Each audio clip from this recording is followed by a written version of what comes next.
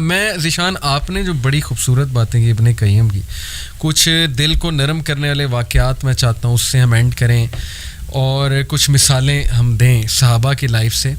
آپ نے کہا نا یہ نام انسان سے خوف ہٹاتا ہے. مجھے واقعہ یاد آ گیا کہ اللہ کے نبی صلی اللہ علیہ وسلم کے سامنے ایک بار ایک بدو آیا, اس نے تلوار رکھی یہاں پہ, کہا محمد صلی اللہ علیہ وسلم کون بچائے گا اب تجھے مجھ سے؟ اللہ کے نبی صلی اللہ علیہ وسلم نے کہا اللہ, اور اس کے ہاتھ سے تلوار گر گئی, یعنی وہ کانپنے لگ گیا. اسی طرح مجھے ایک واقعہ یاد آیا, اب یہ کتنا اوتھینٹک ہے لیکن تاریخ کی کتابوں میں موجود ہے. خالد بن ولید کے پاس رومن کمانڈر آیا, اس کا بڑا مشہور نام ہے. اس نے کہا کہ خالد وہ تلوار دیکھنی ہے مجھے, آپ کے بارے میں مشہور ہے, آپ کے پاس نا ایک تلوار ہے جو ٹوٹتی نہیں ہے, جو بریک نہیں ہوتی ہے. وہ مشہور ہو گیا تھا خالد بن ولید کے بارے میں. خالد نے کہا کہ کون سی تلوار؟ میرے پاس تو بہت تلواریں ہیں جو میں یوز کرتا ہوں, آپ کو کون سی دیکھنی ہے؟ اس نے کہا نہیں وہ والی.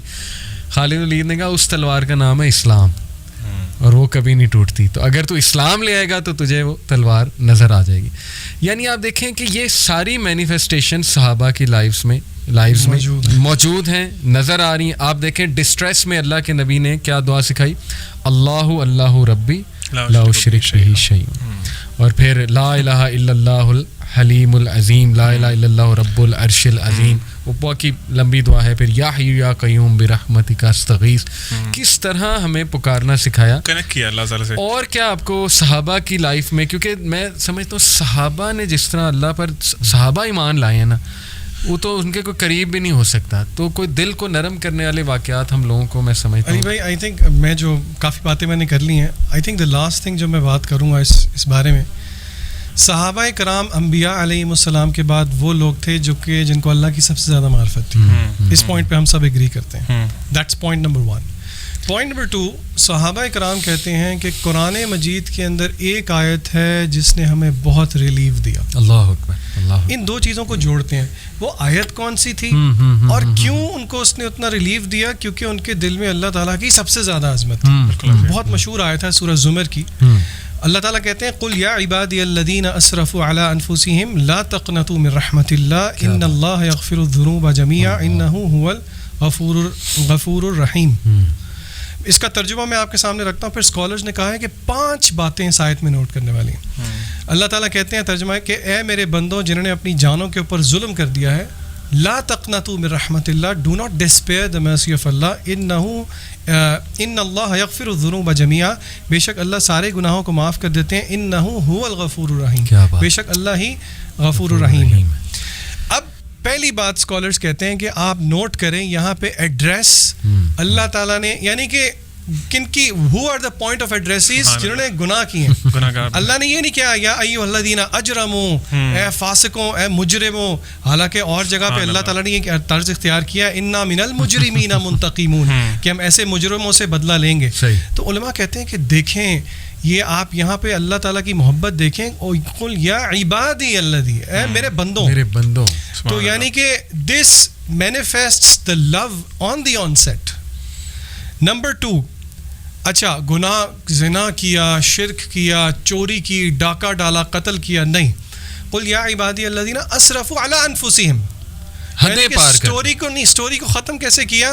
جنہوں نے اپنی جانوں پہ ظلم کر دیا, یعنی کہ بات ختم کر دی. Eventually everything at the end, every sin is an oppression against our own selves. Number 3, اللہ تعالیٰ نے کہا لا تقنطوا من رحمت اللہ. اس کو آپ کمپیئر کریں کسی مخلوق کے ساتھ. کسی نے کوئی برا کیا اور کسی جج کے پاس جائے تو وہ پہلے اس کو دلاسے نہیں دے گا. اللہ تعالیٰ نے کہا کہ اللہ کی رحمت سے مایوس نہیں ہونا. بات یہاں پہ ختم ہو سکتی تھی. چوتھی چیز, ان اللہ یغفر الذنوب جميعا, اللہ تعالیٰ سارے گناہ معاف کر دیں گے.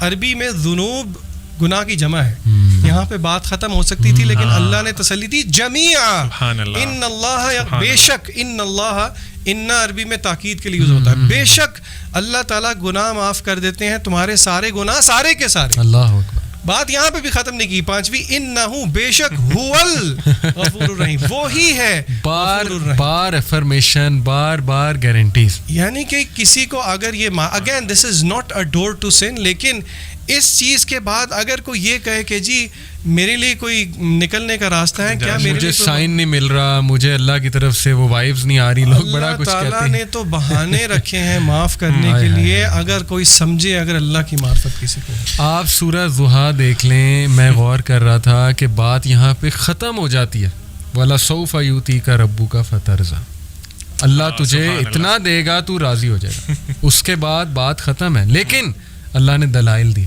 الم یجدک یتیماً فآویٰ, حالانکہ اللہ تعالیٰ کو دلائل دینے کی ضرورت نہیں, کوئی ضرورت نہیں, لیکن نہیں, اللہ نے دلائل دیے کہ کیا نہیں کیا, اللہ نے تجھے نہیں تھاما جب تو یتیم تھا.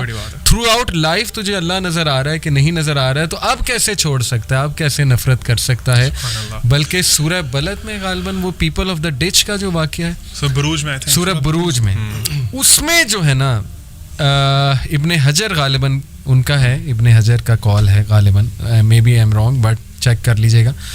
وہ کہتے ہیں کہ یہ جو آیا ہے نا, کہ اللہ کہتے ہیں کہ وہ لوگ جنہوں نے مومنین مرد اور عورتوں پہ بہت ظلم کیا, یعنی کھولتے ہوئے کنویں میں ڈال دیتے تھے تیل کے, اور وہ اللہ کے ولی ہیں, اللہ کے ولی سے جو دشمنی لگاتا ہے اللہ کہتا ہے اس کی میرے سے دشمنی. لیکن وہ کہتے ہیں, وہ اسکالر اب کون ہے, I am not sure, may be Ibn Hajar, وہ کہتے ہیں اللہ کہتے ہیں ثم لم یتوبوا, اور پھر انہوں نے توبہ نہ کی تو پھر میں انہیں جہنم میں, یعنی کہ اگر توبہ کر دی تو توبہ کرتے تو میں معاف کر دیتا, تو میں ان کو کمپنسیٹ کر دیتا, جو جن کو جلایا گیا تھا نا ان کو کمپنسیشن کا میرا کام ہے. آپ دیکھیں خالد بن ولید کو دیکھ لیں یار, جنگ احد میں مسلمانوں کو نقصان پہنچا, سب سے زیادہ نقصان, اللہ کے نبی کو تلاش کر رہے ہیں کہ میں کیسے ماروں, نعوذ باللہ, اللہ کے نبی کو تلاش کر رہے تھے نا, کمانڈر کو میں ماروں, اور وہی خالد بن ولید اسلام قبول کر لیتا ہے. وہ تو کیسے اللہ تعالیٰ ان کو معاف بھی کرتے ہیں, ان کا درجہ بھی بلند کرتے ہیں. دس از امیزنگ. علی بھائی, اس میں آپ نے ابھی ذکر کیا تھا سیف اللہ کا بھی, اور صحابہ کے بارے میں بات ہو رہی تھی. آپ دیکھیں کہ پروفٹ صلی اللہ علیہ وسلم بھی, ظاہر سی بات ہے, سب سے بیسٹ لیڈر ہیں, ان کو پتہ تھا کہ کس بندے میں کیا کوالٹی ہے, انہوں نے بھی ان کو لقب دیا سیف اللہ. اچھا, میں آپ کو پرسنلی بتاؤں, مجھے خالد بن ولید رضی اللہ تعالیٰ عنہ سے جو محبت ہے نا, وہ اس ٹائٹل کی وجہ سے, بیکاز سیف اللہ, اللہ کی تلوار, this is not a small thing. تو وہ آپ خود سوچیں کہ وہ اپنے آپ کو کیسے دیکھتے ہیں جب ان کو یہ ٹائٹل ملا, کتنا بڑا اعزاز ہے. اور ایون آئی تھنک یہ ہسٹری کی کسی بک میں آتا ہے کہ جب وہ ڈیتھ بیڈ پہ تھے نا, تو وہ ان کا کوئی دوست آیا ان سے ملنے کے لیے, تو وہ اس کو نا اپنے مارکس دکھا رہے تھے وونڈس کے, دیکھو یہاں بھی زخم ہے, یہاں بھی زخم ہے. وہ کہہ رہے تھے میرے جسم کے سارے حصوں پہ نا تلواروں کے زخم ہے, میں نے اتنی جنگیں لڑی ہیں, لیکن میری خواہش تھی کہ میں میدان جہاد میں شہید ہوتا, شہادت کی موت ہوتی. تو وہ آگے سے کہتے ہیں کہ خالد, تمہیں پتہ نہیں کہ تمہیں اللہ کے نبی صلی اللہ علیہ وسلم نے کیا ٹائٹل دیا تھا, سیف اللہ, اللہ کی تلوار. اور اللہ کی تلوار کے لیے یہ جائز نہیں ہے کہ وہ کسی کافر کے ہاتھ سے ٹوٹ جائے. ایک اور صحابی کا واقعہ, this is very close to my heart. ایک صحابی حضرت ابی بن کعب رضی اللہ تعالیٰ عنہ پروفٹ صلی اللہ علیہ وسلم کے پاس آتے ہیں, اور آپ صلی اللہ علیہ وسلم کہتے ہیں کہ ابی, مجھے نا اللہ نے حکم دیا کہ میں تمہیں یہ قرآن کے آیات لم یکن الذین کفروا سورۃ, تمہیں یہ سناؤں. آپ دیکھیں صحابہ نے اللہ تعالیٰ کو اس طرح ریکگنائز کیا ہوا تھا کہ انہوں نے یہ وہ آگے سے جو سوال پوچھا نا آپ صلی اللہ علیہ وسلم سے, انہوں نے کہا کہ اللہ تعالیٰ نے میرا نام لیا.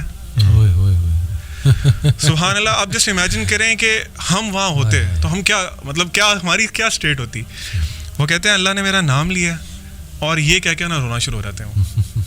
مطلب اتنے بڑے اعزاز کی بات ہے کہ اللہ تعالیٰ نے, جو رب ہے پوری کائنات کا, جو اللہ تعالیٰ اپنے بارے میں کہتے ہیں کہ اللہ تعالیٰ ہر وقت کسی نہ کسی کام میں مصروف ہیں, ان کو یاد, انہوں نے نام لیا ابی بن کعب.